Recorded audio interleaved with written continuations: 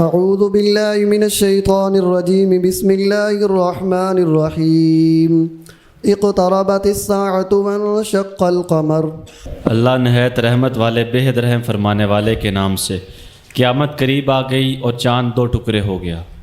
بسم اللہ الرحمن الرحیم۔ سورۃ القمر یہ سورۃ مکی ہے۔ صحابہ اکرام سے منقول ہے کہ نبی کریم صلی اللہ علیہ وآلہ وسلم یہ سورۃ متعدد مقامات پر پڑھتے ہوئے سنے گئے، اور عید الاضحیٰ اور عید الفطر کے موقع پر بھی آپ صلی اللہ علیہ وآلہ وسلم نے اس کو تلاوت فرمایا۔ مسلم 891 891۔ اقتربت الساعۃ وانشق القمر، قیامت قریب آ گئی اور چاند پھٹ گیا۔ قیامت کا قریب آنا، اس کی نشانی چاند کا پھٹنا ہے۔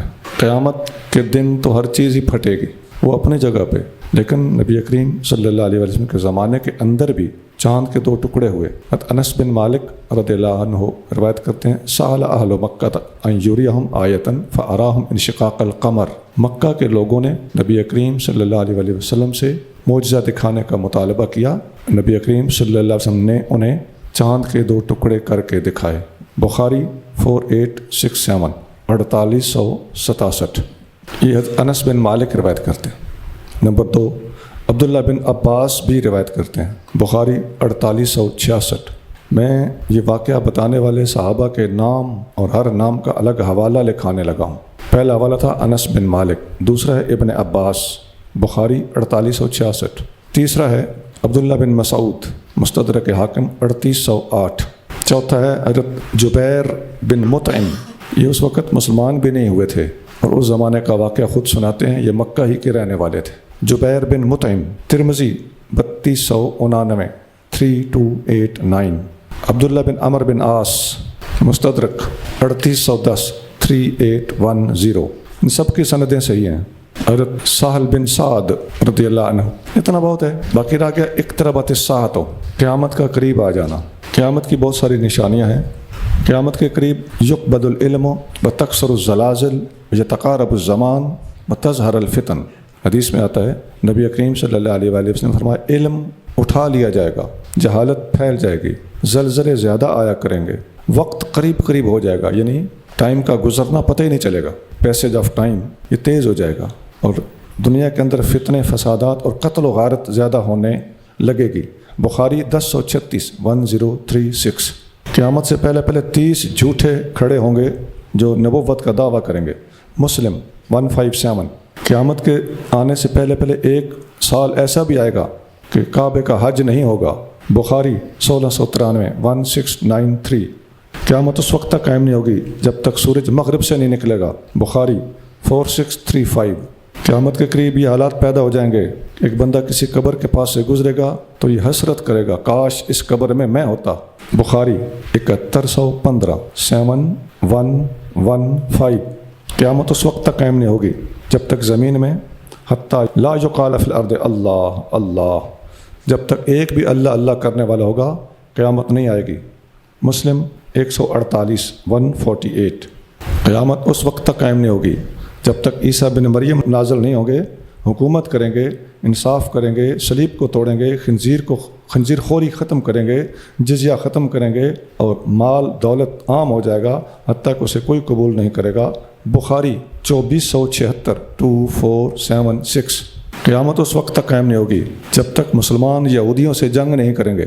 مسلمانوں کی یہودیوں کے ساتھ ایک حتمی جنگ ہونی ہے، اور مسلمان یہودیوں کو ڈھونڈ ڈھونڈ کر قتل کریں گے، حتیٰ کہ یہودی اتنے خستہ حال ہو جائیں گے کہ یہودی جس پتھر، پہاڑ یا درخت کے پیچھے چھپیں گے، وہ پہاڑ بھی بتائے گا میرے پیچھے یہودی ہے، وہ درخت بھی بتائے گا میرے پیچھے یہودی ہے۔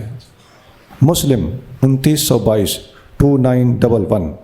قیامت آنے کی نشانیاں آپ اکثر سنتے رہتے ہیں، لیکن قیامت نہ آنے کی نشانیاں بھی یاد رکھیں کہ جب تک یہ ہے اس وقت تک قیامت نہیں آئے گی۔ جب تک اللہ اللہ کرنے والے ایک بھی ہے قیامت نہیں آئے گی۔ ساری باتیں سامنے رکھیں تو جتنے یہ لوگ ہیں نا، یہ خطیب ٹائپ، قیامت آنے والی ہے، دجال سر پہ کھڑا ہے، یہ ہونے والا ہے، وہ ہونے والا ہے، 1 سال رہ گیا، 10 سال رہ گئے، اگلی صدی رہ گئی ہے، یہ سب کچی باتیں کرتے ہیں، کچھ پتہ نہیں۔ یہ علم اللہ اللہ کے رسول کے پاس ہے، باقی علامات ہیں، آپ چپ کر کے آپ کا جو کام علامات بیان کرتے ہیں، 1.5 سال۔ اس قسم کے لوگوں نے جب کچی باتیں کی کہ بس آنے والی ہے، نزول ہونے والا ہے.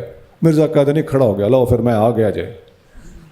مجھے ان علماء کے نام بھی آتے ہیں جنہوں نے یہ کہا تھا، وہ دہلی کے کچھ علماء تھے کہ نزول مسیح ہونے والا ہے، ظہور مہدی ہونے والا ہے، خروج دجال ہونے والا ہے. مرزا نے کہا لو میرا رستہ تو انہوں نے خود صاف کر دیا. یہ سب کچی باتیں ہیں. جو اللہ اس کے رسول نے فرما دیا ہے آپ اس کا ابلاغ کر دیں، دیٹس آل. وہ کب ہوگا آپ ڈیٹیں فکس نہ کریں. وَإِن يَرَوْا آيَةً يُعْرِضُوا وَيَقُولُوا سِحْرٌ مُسْتَمِرٌ. اور کافر اگر کوئی نشانی دیکھیں تو منہ پھیر لیں اور کہیں یہ تو چلتا پھرتا جادو ہے. اب چلتے جائیے. وَكَذَّبُوا وَاتَّبَعُوا أَهْوَاءَهُمْ وَكُلُّ أَمْرٍ مُسْتَقِرٌ. اور انہوں نے جھٹلایا اور اپنی نفسانی خواہشوں کی اتباع کی اور ہر کام ایک وقت پر ٹھہر چکا ہے. یہ جو لوگ حضرت موسیٰ علیہ السلام کے عصا کو جادو کہتے تھے تو چاند کے 2 ٹکڑے دیکھ کے جادو کیوں نہ کہیں گے؟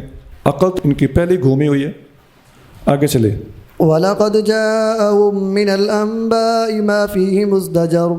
اور بے شک ان کے پاس پہلی قوموں کی ایسی خبریں آ چکی جن میں کفر و معصیت سے کافی روک تھام ہے. حِكْمَةٌ بَالِغَةٌ فَمَا تُغْنِ النُّذُرُ. اعلیٰ درجے کو پہنچنے والی حکمت بھی تو کچھ فائدہ نہیں دیتے ڈرانے والے. یہ ایسی آیتیں ہیں، قرآن کا شروع سے یہ انداز ہے. آپ صرف سورۃ بقرہ سے شروع کر دیں، سورۃ فاتحہ سے شروع کر دیں، ایسا ردیف ملتا چلا جاتا ہے، ایسا ترنم آیتوں کے اندر ہوتا ہے کہ انسان پڑھتا جائے اور سمجھ آئے یا نہ آئے جھومتا جائے. اب ان آیتوں کے آخری لفظ بھی ایسے ہم وزن ہیں اور نئے سے نئے ایسے الفاظ ہیں جن کا استعمال فصاحت و بلاغت کے میدان میں بہت اونچا مقام رکھتا ہے. اور انہی آیات اور الفاظ کو عرب کے شعراء اور فصحاء اور بلغاء سن کر انگشت بدندہ ہو جاتے تھے. آپ 8 آیتوں کو مسلسل پڑھ دیں تاکہ سننے والے جھوم اٹھیں. صرف 8 آیتیں پڑھ دیں، آپ ان کا اکٹھا ترجمہ پڑھ دینا. اقتربت الساعة وانشق القمر وإن يروا آية يعرضوا ويقولوا سحر مستمر وكذبوا واتبعوا أهواءهم وكل أمر مستقر ولقد جاءهم من الأنباء ما فيه مزدجر حكمة بالغة فما تغني النذر فتول عنهم يوم يدعو الداعي إلى شيء نكر خش عن أبصارهم يخرجون من الأجداث كأنهم جراد منتشر مهطعين إلى الداعي يقول الكافرون هذا يوم عسير. قیامت قریب آ گئی اور چاند 2 ٹکڑے ہو گیا، اور کافر اگر کوئی نشانی دیکھیں تو منہ پھیر لے اور کہیں یہ تو چلتا پھرتا جادو ہے.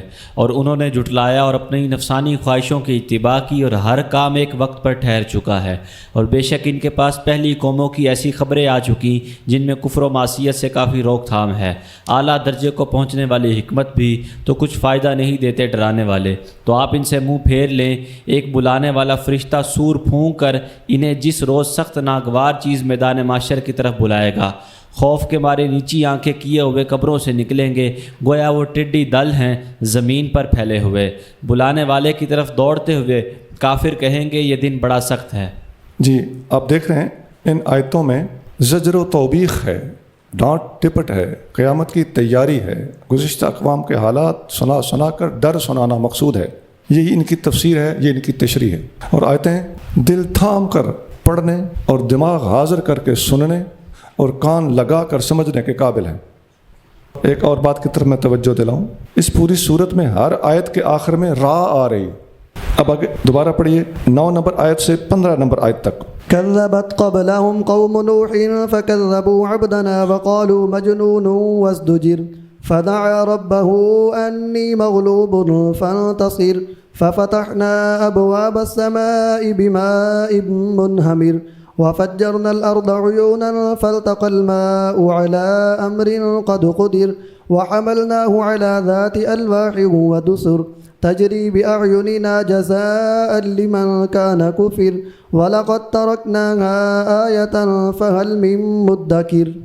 ان سے پہلے نوح کے منکر لوگوں نے جھٹلایا تو انہوں نے ہمارے بندے نوح کی تکذیب کی اور انہوں نے کہا یہ دیوانہ ہے اور انہیں دھمکیاں دی گئیں. جی دھمکیاں دی گئیں، جھڑکا گیا، اس دجر زجر و توبیخ کیا گیا. جی تو انہوں نے اپنے رب سے دعا کی کہ میں مظلوم ہوں، تو میرا ان سے انتقام لے. تو ہم نے موسلا دھار بارش سے آسمان کے دروازے کھول دیے. جی منہمر मूसला धार बारिश। जी। اور ہم نے زمین سے چشمے جاری کر دیے تو زمین و آسمان کا پانی عذاب کے اس امر پر جمع ہو گیا جو ان کی ہلاکت کے لیے مقدر ہو چکا تھا، اور ہم نے نوح کو تختوں اور کیلوں والی کشتی پر سوار کیا جو ہماری حفاظت میں چلتی تھی، اس کا بدلہ لینے کے لیے جس کے ساتھ کفر کیا گیا تھا، اور بے شک ہم نے اس کشتی کے واقعے کو نشانی بنا کر چھوڑا، تو ہے کوئی نصیحت قبول کرنے والا؟ سبحان اللہ۔ مدکر، نصیحت کو قبول کرنے والا، مذکر ہے اصل میں، یہ باب افتعال ہے۔ آگے چلیے۔ فكيف كان عذابي ونذر تو کیسا ہوا میرا عذاب اور میرا خوف دلانا۔ وَلَقَدْ يَسَّرْنَا الْقُرْآنَ لِلذِّكْرِ فَهَلْ مِن مُّدَّكِرٍ اور بے شک ہم نے نصیحت قبول کرنے کے لیے قرآن کو آسان کیا، تو ہے کوئی نصیحت قبول کرنے والا؟ كَذَّبَتْ عَادٌ فَكَيْفَ كَانَ عَذَابِي وَنُذُرِ قوم عاد نے جھٹلایا، تو کیسا ہوا میرا عذاب اور میرا ڈرانا۔ یہ وَلَقَدْ يَسَّرْنَا الْقُرْآنَ لِلذِّكْرِ فَهَلْ مِن مُّدَّكِرٍ، یہ الفاظ تھوڑے تھوڑے وقفے سے بار بار آئیں گے، جیسے فَبِأَيِّ آلَاءِ رَبِّكُمَا تُكَذِّبَانِ بار بار سورۃ الرحمن میں آتا ہے۔ تو یہ قرآن کی بہت بڑی عظمت اور شان بیان کی گئی ہے۔ اس کا مطلب یہ ہے کہ حضرت مجاہد تابعی ہیں، میں بتا چکا ہوں کہ مفسرین میں ان کا بہت اونچا مقام ہے، اور صحابہ کے شاگرد ہیں، کوئی آج کل کا بندہ نہیں ہے، بڑی انیشیل شخصیت ہیں اور ابتدائی دور کے مفسر ہیں۔ یہ فرماتے ہیں یسرنا القرآن بلسان کا، اے محبوب ہم نے قرآن کو آسان کر دیا آپ کی زبان پر، ہونن قراءتہ علیکا، اس کی قرأت آپ کے لیے بالکل آسان اور یسیر بنا دی گئی ہے۔ اور وَلَقَدْ يَسَّرْنَا الْقُرْآنَ لِلذِّكْرِ، اس کا ایک معنی قال هل من طالب علم فیعان علیہ، کیا کوئی علم کا طالب ہے جو قرآن کو پڑھے، ارادہ کرے، اس پر قائم ہو، اب کام شروع کرے، اس کے لیے قرآن آسان بنا دیا جائے گا۔ بخاری تعلیقاً ہے 7551 7551۔ یہ لفظ میں نے اس لیے واضح کیا کہ یہ بار بار آ رہا ہے، باقی اس کے اندر اب آگے جو آیتیں آ رہی ہیں ان میں وہی سابقہ انبیاء علیہ السلام کے حالات جو آپ متعدد بار پڑھ چکے ہیں، اب یہاں پھر وہی حالات آنے والے ہیں، لیکن وہ انداز کیا تھا اور یہ انداز کیا ہے، آپ کو بہت فرق نظر آئے گا کہ اللہ تعالیٰ ایک ہی بات کو جب ریپیٹڈلی کرتا ہے تو اس کے اندر الگ چاشنی ہوتی ہے، الگ رنگ ہوتا ہے، الگ ریحان ہوتی ہے، الگ خوشبو ہوتی۔ اب آپ نے ایسے کرنا ہے کہ آیت نمبر 45 تک آپ نے مسلسل پڑھنا ہے۔ إنا أرسلنا عليهم ريحا صرصرا في يوم نحس مستمر تنزع الناس كأنهم أعجاز نخل منقعر فكيف كان عذابي ونذر ولقد يسرنا القرآن للذكر فهل من مدكر كذبت ثمود بالنذر فقالوا أبشرا منا واحدا نتبعه إنا إذا لفي ضلال وسعر ألقي الذكر عليه من بيننا بل هو كذاب أشر سيعلمون غدا من الكذاب الأشر إنا مرسل الناقة فتنة لهم فارتقبهم واصطبر ونبئهم أن الماء قسمة بينهم كل شرب محتضر فنادوا صاحبهم فتعاطى فعقر فكيف كان عذابي ونذر إنا أرسلنا عليهم صيحة واحدة فكانوا كهشيم المحتضر وَلَقَدْ يَسَّرْنَا الْقُرْآنَ لِلذِّكْرِ فَهَلْ مِن مُّدَّكِرٍ كَذَّبَتْ قَوْمُ لُوطٍ بِالنُّذُرِ إِنَّا أَرْسَلْنَا عَلَيْهِمْ حَاصِبًا إِلَّا آلَ لُوطٍ نَجَّيْنَاهُمْ بِسَحَرٍ نِعْمَةً مِّنْ عِندِنَا كَذَلِكَ نَجْزِي مَن شَكَرَ وَلَقَدْ أَنذَرَهُمْ بَطْشَتَنَا فَتَمَارَوْا بِالنُّذُرِ وَلَقَدْ رَاوَدُوهُ عَن ضَيْفِهِ فَطَمَسْنَا أَعْيُنَهُمْ فَذُوقُوا عَذَابِي وَنُذُرِ وَلَقَدْ صَبَّحَهُمْ بُكْرَةً عَذَابٌ مُّسْتَقِرٌّ فَذُوقُوا عَذَابِي وَنُذُرِ وَلَقَدْ يَسَّرْنَا الْقُرْآنَ لِلذِّكْرِ فَهَلْ مِن مُّدَّكِرٍ وَلَقَدْ جَاءَ آلَ فِرْعَوْنَ النُّذُرُ كَذَّبُوا بِآيَاتِنَا كُلِّهَا فَأَخَذْنَاهُمْ أَخْذَ عَزِيزٍ مُّقْتَدِرٍ أَكُفَّارُكُمْ خَيْرٌ مِّنْ أُولَٰئِكُمْ أَمْ لَكُمْ بَرَاءَةٌ فِي الزُّبُرِ أَمْ يَقُولُونَ نَحْنُ جَمِيعٌ مُّنتَصِرٌ سَيُهْزَمُ الْجَمْعُ وَيُوَلُّونَ الدُّبُرَ۔ جی ترجمہ کیجیے۔ بے شک بھیجی ہم نے ان پر نہایت سخت آواز والی تیز آندھی ان کے حق میں دائمی نحوست کے دن میں۔ وہ لوگوں کو اس طرح اٹھا کر زمین پر دے مارتی تھی گویا کہ وہ کھجور کے اکھڑے ہوئے درختوں کی جڑیں ہیں۔ تو کیسا عبرت ناک ہوا میرا عذاب اور میرا خوف دلانا۔ اور بے شک نصیحت قبول کرنے کے لیے ہم نے قرآن کو آسان کیا تو کوئی ہے نصیحت قبول کرنے والا؟ قوم سمود نے ڈر سنانے والے رسولوں کو جھٹلایا تو کہنے لگے کیا ہم اپنے میں سے ایک بشر کی اتباع کریں؟ تب تو ہم یقیناً ضرور گمراہی اور عذاب میں ہیں۔ کیا ہم سب میں سے اسی پر وحی نازل کی گئی؟ بلکہ وہ بڑا جھوٹا متکبر ہے۔ ان قریب کل قیامت کے دن وہ جان لیں گے کون ہے بڑا جھوٹا متکبر۔ بے شک ہم اونٹنی بھیجنے والے ہیں ان کی آزمائش کے لیے، تو اے صالح آپ ان کے انجام کا انتظار فرمائیں اور صبر سے کام لیں، اور انہیں بتا دیجئے کہ پانی ان کے اور اونٹنی کے درمیان تقسیم کیا ہوا ہے، ہر ایک اپنے پانی کی باری پر حاضر ہوگا۔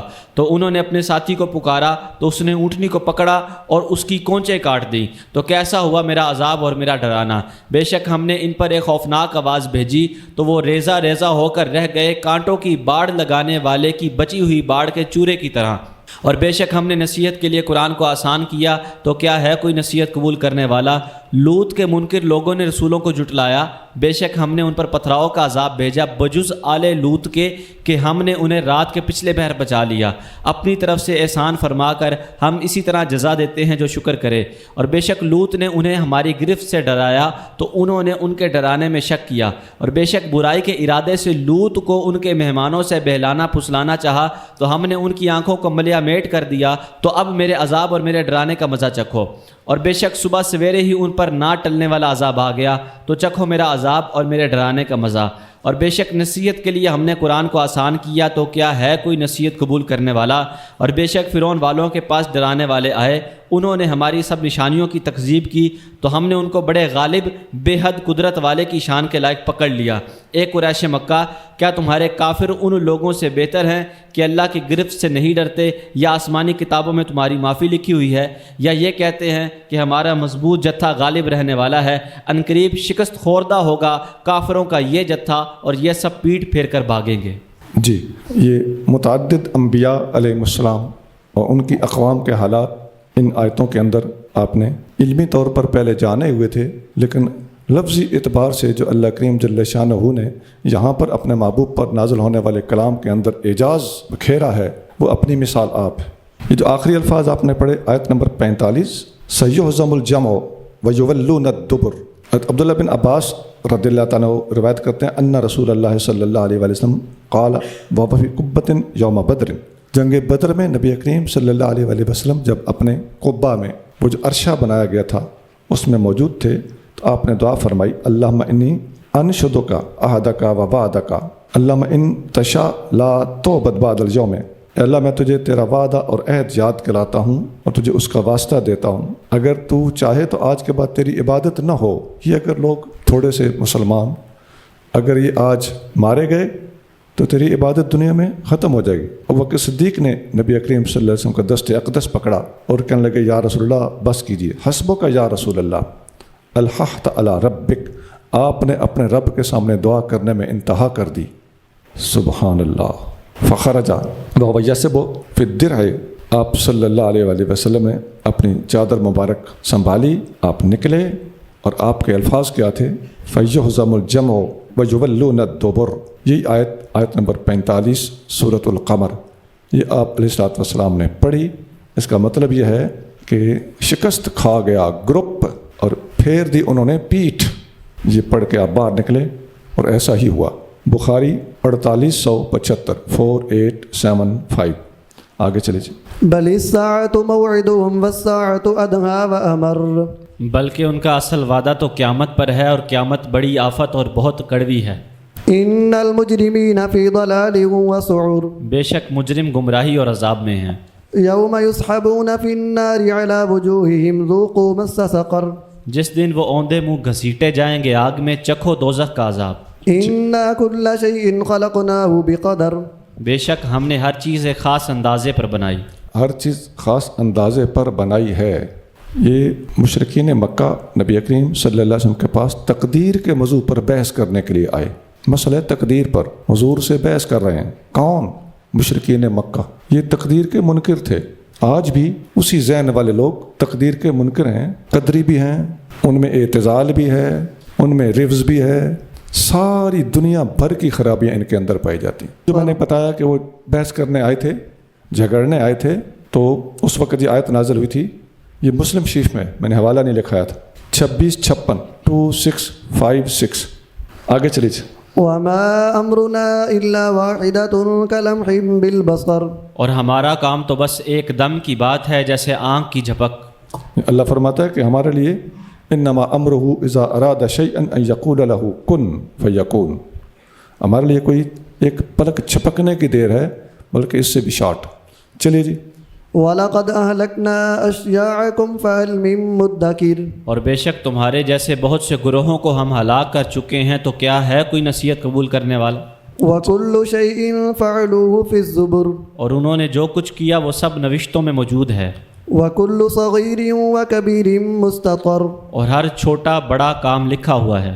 إِنَّ الْمُتَّقِينَ فِي جَنَّاتٍ وَنَهَرٍ، بے شک متقی جنتوں اور نہروں میں ہوں گے، فِي مَقْعَدِ صِدْقٍ عِندَ مَلِيكٍ مُقْتَدِرٍ، سچی عزت کے اعلیٰ مقام میں بڑی قدرت والے بادشاہ کے پاس۔ جی، فی مقعد صدق، مقعد رہائش کی جگہ، صدق پسندیدہ، اس میں وہ ہوں گے۔ بسم اللہ الرحمن الرحیم، الرحمن، اللہ نہایت رحمت والے بے حد رحم فرمانے والے کے نام سے، رحمان نے۔ بسم اللہ الرحمن الرحیم، سورۃ الرحمن، یہ سورت مکی ہے۔ الرحمن، بہت زیادہ رحمت کرنے والا، یہ اللہ تعالیٰ کا نام ہے، اور اللہ تعالیٰ کا یہ نام دنیا میں کسی اور کا نام نہیں ہے۔ کسی انسان کا بھی نام رکھنا ہو تو اس کا نام رحمان نہیں رکھنا چاہیے، عبد الرحمن رکھنا درست ہے، مطلق رحمان کہنا یہ درست نہیں ہے۔ بہت سے لفظ ایسے ہیں جو مطلق نہیں رکھنے چاہیے، جیسے رب ہے، کسی بندے کا نام رب نہیں ہونا چاہیے، اضافت کے ساتھ ہو سکتا ہے۔ اور بھی کئی لفظ ہیں، میں آپ کو سناؤں تو آپ لوگوں کے ذہن، ہمارے آج ماحول میں ذہن ایسے بن چکے ہیں کہ کئی لفظ ایسے ہیں جو ہم لوگ بول رہے ہیں اور وہ غلطی ہے، مطلق نہیں بولنا چاہیے، اضافت کے ساتھ بولنا چاہیے۔ اور لفظ کون سا ہے آپ غور کریں، اور اہل علم حضرات غور کریں، آپ کی قوالیوں میں کیا کیا لفظ بولے جا رہے ہیں، مطلق بولے جا رہے ہیں، جو لوگ استعمال کر رہے ہیں، اور یہ ابھی کچھ عرصے سے شروع ہوئے ہیں، 1300-1400 سال تک نہیں ہوتے تھے۔ آگے چلیے۔ علم القرآن، رسول کو کل علم والا یہ قرآن تعلیم فرمایا۔ خلق الانسان، اپنے محبوب رسول کامل انسان کو پیدا کیا، علمہ البیان، انہیں علوم قرآن کا بیان سکھایا۔ الشمس والقمر بحسبان، سورج اور چاند حساب سے چلتے ہیں۔ یہ والنجم، حساب سے چلنے کا مطلب ہے ان کے منازل ہیں، مقدرات ہیں، ان کی سٹیجز ہیں، اکارڈنگلی چلتے ہیں۔ مستدرک حاکم میں یہ ابن عباس کا قول ہے کہ یہ طے شدہ حساب سے چلتے ہیں۔ مستدرک 3818 3818۔ چلیے جی۔ والنجم والشجر يسجدان، اور زمین پر پھیلنے والے پودے اور اپنی ساکھ پر کھڑے ہونے والے درخت اللہ کے لیے سجدہ کرتے ہیں۔ والسماء رفعها ووضع الميزان، اور اللہ نے آسمان کو اونچا بنایا اور عدل کے لیے ترازو رکھی، ألا تطغوا في الميزان، کہ تولنے میں تم ناانصافی نہ کرو، وأقيموا الوزن بالقسط ولا تخسروا الميزان، اور انصاف کے ساتھ وزن کو درست رکھو اور تولنے میں کمی نہ کرو۔ والأرض وضعها للأنام، اور اسی نے زمین نیچے رکھی مخلوق کے لیے، فيها فاكهة والنخل ذات الأكمام، اس میں میوے ہیں اور قدرتی غلاف والی کھجوریں، والحب ذو العصف والريحان، اور غلہ بھوسے والا اور خوشبودار پھول۔ فبأي آلاء ربكما تكذبان، تو اے جنو انس تم اپنے رب کی کن کن نعمتوں کو جھٹلاؤ گے؟ خلق الإنسان من صلصال كالفخار، انسان کو اس نے ٹھیکری کی طرح بجتی ہوئی سوکھی مٹی سے بنایا، وخلق الجان من مارج من نار، اور جن کو خالص آگ کے شعلے سے پیدا کیا۔ فبأي آلاء ربكما تكذبان، تو تم اپنے رب کی کن کن نعمتوں کو جھٹلاؤ گے؟ رب المشرقين ورب المغربين، وہی دونوں مشرقوں اور دونوں مغربوں کا مالک ہے۔ فبأي آلاء ربكما تكذبان، تو تم اپنے رب کی کن کن نعمتوں کو جھٹلاؤ گے؟ مشرقوں اور مغربوں کا مطلب ہے کہ سورج نکلنے کے 2 مشرق ہیں اور سورج ڈوبنے کے 2 مغرب ہیں۔ مراد یہ ہے کہ سردیوں میں اور طرف سے نکلتا ہے اور گرمیوں میں اور طرف سے نکلتا ہے، ایسے ایسے ٹریول کرتا جاتا ہے. اسی طرح غروب بھی اس کا ایک مخصوص اینگل کے اندر اندر اس کا ایک مخصوص زون ہے, اس کے اندر اس کا طلوع بھی ہوتا ہے, اس کے اندر اندر اس کا غروب بھی ہوتا ہے. یہ وہ الشمس والقمر بحسبان, یہ اس کا ایک حصہ ہے. اس لیے اس کے مشرقین ہیں, اس لیے اس کے مغربین ہیں. آگے چلے. مرج البحرین یلتقیان, اس نے میٹھے اور کھاری دو سمندر بہائے کہ دونوں آپس میں بظاہر ملتے ہیں. بینہما برزخ لا یبغیان, ان کے درمیان آڑ ہے, وہ ایک دوسرے کی طرف بڑھ نہیں سکتے. فبأی آلاء ربکما تکذبان, تو تم اپنے رب کی کن کن نعمتوں کو جھٹلاؤ گے. یہ سمندروں اور دریاؤں اور پانیوں کے درمیان جو میٹھے اور کھارے پانی کا بہاؤ ہے, اس کی تشریح پہلے گزر چکی ہے. اور اس سے جو مراد ایک خصوصی ٹولہ ہے جو لیتا ہے, وہ مراد کس نے لی ہے؟ ہمارے علماء کا میں نے قول آپ کو کئی کتابوں سے لکھوایا. علماء نے لکھا ہے کہ وہ جاہلوں اور احمقوں والی تعویل ہے. اس بات کا قرآن کی اس آیت کا ان چیزوں سے کوئی تعلق نہیں ہے. آگے جی. یخرج منہما اللؤلؤ والمرجان, ان سے موتی اور مونگے نکلتے ہیں. فبأی آلاء ربکما تکذبان, تو تم اپنے رب کی کن کن نعمتوں کو جھٹلاؤ گے. وَلَهُ الْجَوَارِ الْمُنشَآتُ فِي الْبَحْرِ كَالْأَعْلَامِ, اور اسی کی ہیں سمندر میں چلنے والی اونچی کشتیاں پہاڑوں کی طرح. پہاڑوں کی طرح کشتیوں سے مراد ظاہر ہے جہاز ہیں, لیکن اس وقت لوگ کشتی کو جانتے تھے اور جہاز کو نہیں جانتے تھے. لیکن پہاڑ جیسی کشتی کہہ کے اللہ تعالیٰ نے جہازوں کی طرف واضح اشارہ کر دیا. آگے جی. فَبِأَيِّ آلَاءِ رَبِّكُمَا تُكَذِّبَانِ, تو تم اپنے رب کی کن کن نعمتوں کو جھٹلاؤ گے. كُلُّ مَنْ عَلَيْهَا فَانٍ, جو بھی زمین پر ہے سب کو فنا ہے, وَيَبْقَى وَجْهُ رَبِّكَ ذُو الْجَلَالِ وَالْإِكْرَامِ, اور باقی ہے آپ کے رب کی ذات جو عظمت اور بزرگی والا ہے. فَبِأَيِّ آلَاءِ رَبِّكُمَا تُكَذِّبَانِ, تو تم اپنے رب کی کن کن نعمتوں کو جھٹلاؤ گے. يَسْأَلُهُ مَنْ فِي السَّمَاوَاتِ وَالْأَرْضِ كُلَّ يَوْمٍ هُوَ فِي شَأْنٍ, اسی سے مانگتے ہیں جو آسمانوں اور زمینوں میں ہیں, وہ ہر آن نئی شان میں ہے. فَبِأَيِّ آلَاءِ رَبِّكُمَا تُكَذِّبَانِ, تو تم اپنے رب کی کن کن نعمتوں کو جھٹلاؤ گے. کل یوم ہوا فی شان, ہر روز اس کی ایک شان ہے. تو اس کا مطلب حضرت ابو درداء صحابی ہیں, یہ فرماتے ہیں کل یوم ہوا فی شان, الرحمن 29, یہ پڑھ کے فرماتے ہیں یغفر ذنبا ویکشف کربا, گناہ معاف کرتا جاتا ہے اور مشکلات دور کرتا جاتا ہے, اور چیخ و پکار اور کرب میں مبتلا لوگوں کو آسائشیں دیتا رہتا ہے. وَيَرْفَعُ قَوْمًا وَيَدَعُ آخَرِينَ, کسی کو بلند کرتا ہے کسی کو گراتا ہے. یہ ڈیلی اس دنیا میں ہو رہا ہے. بخاری 4878 تعلیقاً 4875. چلیے جی. سنفرغ لكم أيها الثقلان فبأي آلاء ربكما تكذبان, ہم ابھی قصد فرماتے ہیں تمہارے حساب کے لیے اے دو بھاری گروہ, تم اپنے رب کی کن کن نعمتوں کو جھٹلاؤ گے. ہاں, سنفرغ لکم, ہم ابھی فارغ ہوتے ہیں, لفظی معنی یہ ہے. اور ترجمہ بہت خوبصورت فرمایا کہ ہم ابھی قصد فرماتے ہیں, تاکہ فارغ ہونے کے مفہوم میں اللہ تعالیٰ کا مصروف ہونا اور بندوں کی صفت سے موصوف ہونا لازم نہ آئے. تو یہ بہترین ترجمہ فرمایا گیا. آگے جی. يا معشر الجن والإنس إن استطعتم أن تنفذوا من أقطار السماوات والأرض فانفذوا لا تنفذون إلا بسلطان فبأي آلاء ربكما تكذبان. اے جنوں انس کے گروہ, اگر طاقت رکھتے ہو کہ نکل سکو آسمانوں اور زمینوں کے کناروں سے تو نکل جاؤ. تم کہیں نہ جا سکو گے مگر وہاں اسی کی سلطنت ہے. تو تم اپنے رب کی کن کن نعمتوں کو جھٹلاؤ گے. کیسے جاندار الفاظ ہیں. زمین کے کناروں سے اے جنوں اور انسانوں نکل سکتے ہو تو نکل کے دکھاؤ. جہاں بھی جاؤ گے اللہ کی سلطان, اللہ کی حکمرانی تمہارے اوپر ہوگی, تم اس سے نکل نہیں سکتے. آگے جی. يرسل عليكما شواظ من نار ونحاس فلا تنتصران فبأي آلاء ربكما تكذبان. اے جھٹلانے والو, اپنے رب کی نعمتوں کے تم پر چھوڑا جائے گا قیامت کے دن آگ کا خاص شعلہ اور نرا کالا دھواں, تو تم اسے دفع نہ کر سکو گے. تو تم اپنے رب کی کن کن نعمتوں کو جھٹلاؤ گے. جی. فإذا انشقت السماء فكانت وردة كالدهان فبأي آلاء ربكما تكذبان. تو جب آسمان پھٹ جائے گا تو وہ سرخ ہو جائے گا سرخ چمڑے کی طرح. تو تم اپنے رب کی کن کن نعمتوں کو جھٹلاؤ گے. وردتن, سرخ ہو جائے گا, یہ گلابی رنگ مراد ہے. اور کدہان, یہ رنگا ہوا چمڑا ہوتا ہے جو رنگت کی وجہ سے سرخ ہو جاتا ہے. چلیے فيومئذ لا يسأل عن ذنبه إنس ولا جان فبأي آلاء ربكما تكذبان۔ تو اس دن کسی گناہ گار کے گناہوں کے بارے میں تحقیق کے لیے کسی انسان اور جن سے نہ پوچھا جائے گا تو تم اپنے رب کی کن کن نعمتوں کو جھٹلاؤ گے؟ نہیں پوچھا جائے گا، مطلب ہے کہ بندہ خود بخود اپنے اعمال پر گواہ ہوگا اور اس کے سامنے اپنے سارا ماضی ایسے واضح ہوگا جیسے سامنے کتاب کھلی پڑی ہے۔ چلیے، يعرف المجرمون بسيماهم فيؤخذ بالنواصي والأقدام فبأي آلاء ربكما تكذبان۔ اس دن مجرم اپنی صورتوں سے پہچانے جائیں گے تو دوزخ میں ڈالنے کے لیے انہیں پکڑا جائے گا پیشانی کے بالوں اور پاؤں سے، تو تم اپنے رب کی کن کن نعمتوں کو جھٹلاؤ گے؟ هذه جهنم التي يكذب بها المجرمون۔